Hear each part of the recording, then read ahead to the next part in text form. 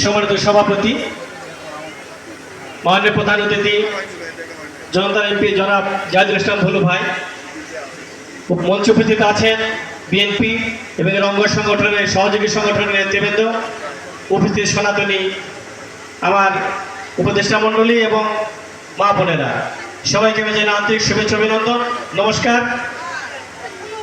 এবং এখানে কিছু বলবার সুযোগ দানের জন্য জানাই আন্তরিক কৃতজ্ঞতা।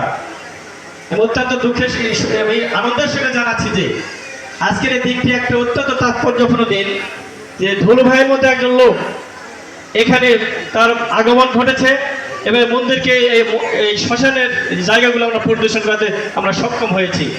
তিনি অত্যন্ত ভালো মানুষ, তার পদচারণায় আজকে আমরা অত্যন্ত আনন্দিত।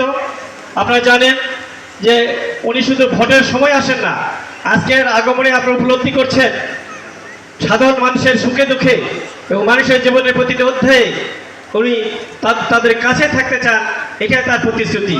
তাই তো উনি জনতার এমপি হিসাবেই খ্যাত হয়েছেন। আমি বলবো আজকের এই মহাশ্মশান আপনারা আগেও দেখেছেন, আজকেও দেখছেন।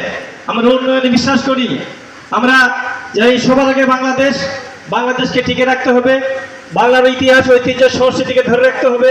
নওগাঁ মহাশ্মশান একটি ঐতিহ্যবাহী সামাজিক এবং ধর্মীয় প্রতিষ্ঠান। এর উন্নয়নের জন্য আজকের প্রধান অতিথির দৃষ্টি আকর্ষণ করব।